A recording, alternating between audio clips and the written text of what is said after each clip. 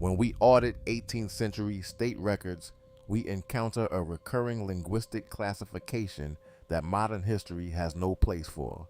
In the business of shipping, imprisonment, and military conscription, descriptors are not poetic, they are functional. If a man is described as swarthy in a 1745 prison ledger, that word is a data point for identification. Today, we're going to look at the primary sources that recorded a physical reality in the British Isles that was later systematically edited out of the narrative. One eyewitness account is a description of the Western Islands of Scotland, 1716. Author, Martin Martin. Page 194. The inhabitants of these Western Isles are generally well proportioned. However, a traveler cannot help but notice the diversity of their complexions. Many of the islanders, particularly in the outer reaches of Skye and Harris, are of a swarthy and ruddy complexion, with hair as black and curly as any seen in the southern climates.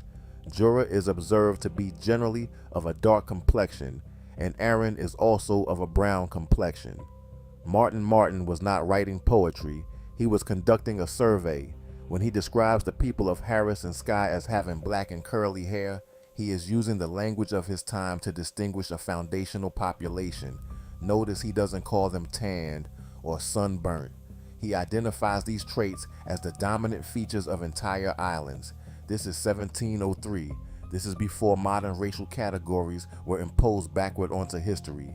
He is recording a crossroads of maritime nations whose very faces spoke of an older, swarthy origin. Looking at the 1716 edition of Martin's survey, we aren't just reading a travel guide.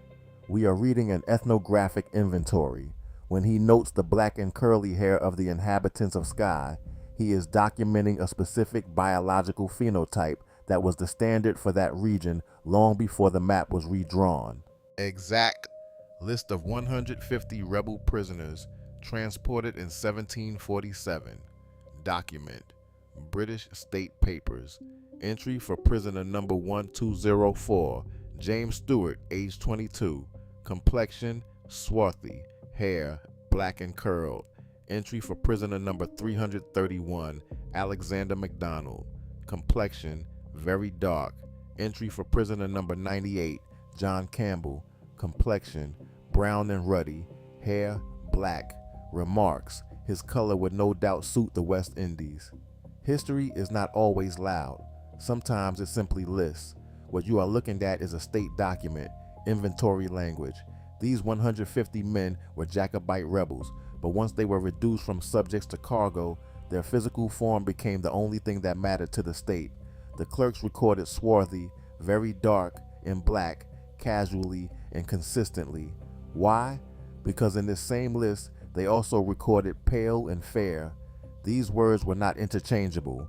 When the state marked George Hume as a black man and noted his color would suit the West Indies, it was making a logistical classification for the colonial labor system. The body was the record. Notice that the same clerk who labels one man as swarthy on line 12 labels the man on line 13 as pale and pitted. If swarthy just meant tanned, there would be no reason to distinguish him so sharply from his fellow prisoner. This is a classification of origin, not just an observation of weather. Let's look at another source, the Etymology of the West, the Hebrew Secret. Source, book title, Ireland, of the Chaldees. Author, Anna Wilkes. Year, 1873. Page numbers, 39, 40, 151. There is found in Irish tradition a Heber whose name was given to Ireland, and which is to be perceived in the word Hibernia. Whether the Bible Heber and the Heber of Irish history may be the same, does not concern us so much as the fact that Ireland has preserved to the present time more distinct marks of the ancient than can be pointed to in any other country. The scripture Hebrew was Chaldean first, and then Hebrew, and afterwards Israelite. The name Edom in Hebrew, beside meaning a country, signifies red and is applied to red earth. It also means man and Adam, perhaps in allusion to him being made out of Edom, red earth. It is difficult to resist believing that they meant, if they do not mean, just the same atom or red earth, and then were applied more especially to a country characterized by red earth, presentation to the eye the appearance of red earth, so it may have been applied to a part of or to the British Islands, which above most countries are distinguished by this peculiarity of the soil. Wilkes identifies a forensic trail that begins with the very names of the people and the land. She argues that the Hebrew identity isn't just an Eastern tradition, but is linguistically anchored in the Hebrew of Irish tradition, preserved in the name Hibernia. This audit reveals that the root words of ancient scripture find their physical reality in the Western soil. For instance, she links the name Adam directly to the red earth or Edom characteristic of the British soil, suggesting the biblical patriarchs were described after the very land they occupied in the West. By this logic, the swarthy and ruddy complexions found in later prison logs are not just physical traits. They are the original biological markers of the Hebrew stock. This isn't just look, it's a primordial blueprint. The Tuath de Danann and the Science of the Stars. Source, book title, Ireland, of the Chaldees. Author, Anna Wilkes, year 1873. Page number 3244 to 4684. The Akkad of Genesis. As an institution, arose the Akkadas of Ireland, the Okkads of Arabia, the Academies of Greece. The principal, at least the most conspicuous, monuments of Ireland are the round towers. The substance of what is thought about these towers is that they may be towers of Persian or Chaldean magi. The highest part of the tower was an observatory intended for celestial observations, as I think evidently appears from the 4 windows being placed directly opposite the 4 cardinal points. The veneration in which the pagan Irish held the heavenly bodies, and especially the sun, must have led them to apply to astronomical pursuits to determine the length of their years, the solstitial and equinoxial times. This may throw some light upon what are called the Cuthite remains in Ireland, the round towers, etc. of that country. Wilkes elevates the legendary Tuatha de Danann from the realm of myth to that of a global scientific elite. She identifies them as the Chaldean magi of the West, builders of institutions that would later be known as academies. The forensic evidence is in the stones themselves, specifically the round towers. Wilkes argues these weren't simple belfries, but sophisticated astronomical observatories designed to track the solar cycles and equinoxial times with pinpoint precision. Their 4 windows align perfectly with the cardinal points, serving as a terrestrial map of the heavens. Their swarthiness was more than a trait.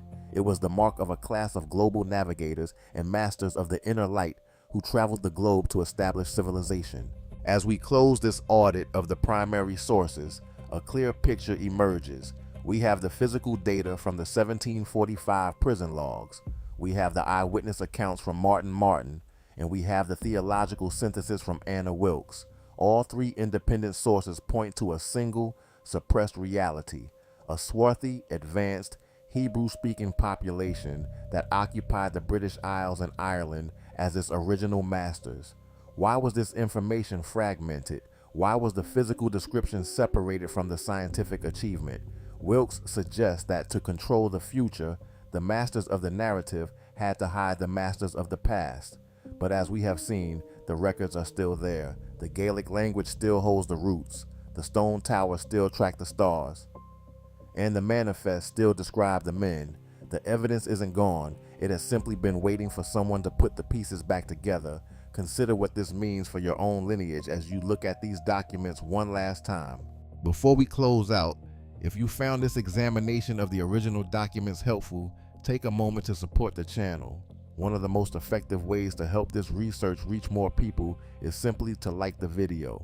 That small action tells the platform that viewers value this kind of historical investigation, and it helps push the material out to a wider audience. If you would like to go deeper into the sources, additional documents, notes, and extended breakdowns are available on our Substack. That is where we post longer articles, primary source references, and additional material that cannot always fit into a single video. You will find the link to the Substack in the description below. And if you would like to see more examinations of original manuscripts, prisoner lists, and historical records like the ones we looked at today, Consider subscribing so you do not miss the next release. Thank you for watching, and I will see you in the next investigation.